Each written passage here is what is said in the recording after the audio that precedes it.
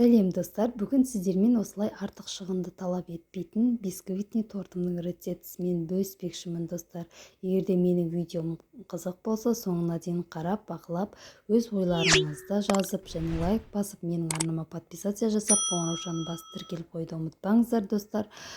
Бізге керекті ингредиенттер бар болған 4 ингредиенттен тұрады. 10 разрыхитель, 5 жұмыртқамыз және шекеріміз ғана қажет болады. Алдыменен жұмыртқамыздың ақ уызы мен сары уызын бөлек ыдыстарға, құрғақ ыдыстарға ажыратып алатын боламыз. Осылайша шекеріміздің жарты бөлігін сары уызымыздың үстіне және қалған бөлігін аз-аздан салып отырып, жұмыртқамыздың ақ уызын миксерлеп алатын боламыз достар. Аз-аздан шекерімізді салып, миксеріміздің ең пәс жылдамдығымен, ең төмен жылдамдығымен бастап жаймеңдеп миксерлейтін боламыз достар. Бір масса болғанша жақсылап миксерлейтін боламыз. Шекерімізді арасында аз-аздан салып отырамыз достар. Достар, менің инста парақшама да тіркеліп қойды ұмытпаңыздар. Мен жаңа видеоларымды осы инста парақшада да, тикток парақшаларында бөлісетін боламын. Және міне достар, жұмыртқамыздың ақ уызы крем сияқты болып, өз қалпын сақтап, төңкерсе де ақпайтындай дәрежеде миксерлеп алатын боласыздар достар. Бұлай жасауларыңыз міндетті, себебі біздің бисквиттарымыз керемет болып ісіп шығу үшін, жұмсақ болып шығу үшін достар. Міне дәл осындай массаға енгенше миксерлейтін боласыздар. Шекерлеріңізді аз-аздан салып достар. Міне өз қалпын сақтайды, төңкерсе де өзі ағып кетпейді. Осылай өз қалпын сақтау керек достар. Енді жұмыртқамыздың сары уызы мен шекерімізді жақсылап миксерлеп алатын боламыз достар. Жақсылап миксерлеп, араластырып аламыз. Бір массаға келгенше миксерлейтін боламыз достар.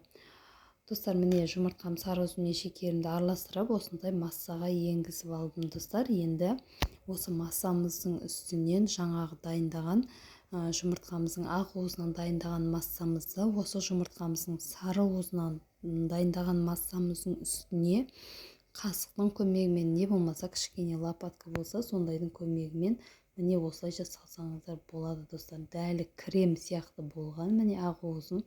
Енді осы барлығын салып аласыздар және жоғарыдан төмен қарай қасықтың көмегімен араластырып алатын боласыздар достар. Міне барлығын саламыз. Барлығын салып, осылай бір келкі масса болғанша араластырып алатын боламыз достар. Қатты баспаймыз, дәл осындай видеода көрсетілгендей етіп араластыратын боламыз достар. Міне барлығын араластырып алдым. Енді құрғақ ингредиенттеріміз жұмыртқа мен разрыхителімізден 2 чай қасық салсаңыздар жетеді. Осы ұн мен разрыхителдің екеуін араластырып, ұнымызды аз-аздан салып, массамыздың үстіне аз-аздан салып, қасықтың көмегімен араластыратын боламыз.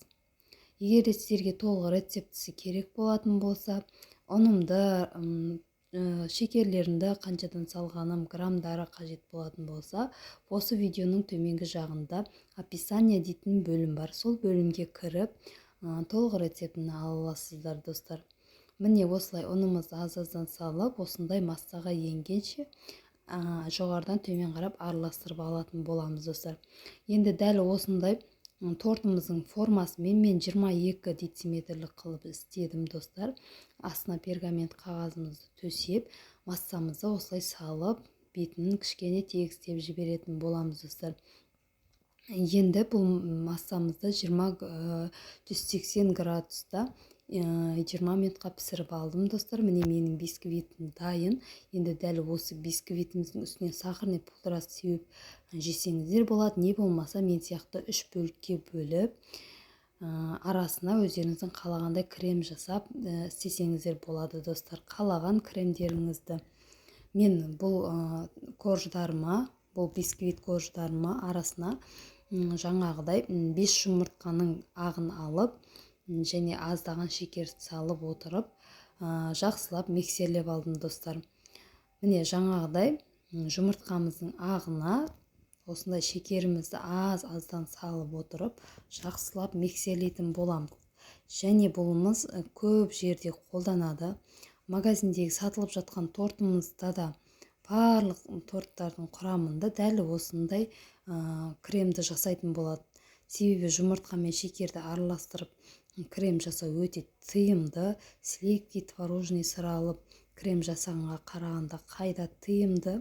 Осылай крем жасап тортымыздың арасына жағып, торттарыңыздың беттерін әртүрлі етіп сәндеп, жаңа жылда және әртүрлі мейрамдарда торт жасап сатып табыс тапсаңыздар болады достар. Мереке кезінде емес, басқа кездерде де осылай торт жасап магазиндерге қойып әртүрлі табыс тапсаңыздар болады достар. Міне осылай жақсылап бір массаға енгенше өз қалпын сақтағанша осындай креміміз дайындап алатын боламыз достар. Осы креміміз өзінің массасын сақтағаннан кейін кішкене 15-20 минутқа холодильникке салып қойғандарыңыз дұрыс, морозильникке. Сонда біздің креміміз қатып насадкамен форма шығарған кезде өте керемет форма шығатын болады достар. Жақсылап араластырып алғаннан соң міне достар, менің бисквитный тортым дайын болды. Мен бетіне бар болғаны кокос крошкаларын сеуіп шықтым достар. Менің видеом ұнаған болса, лайк басып, комментарий жазып және тіркеліп қойды ұмытпаңыздар.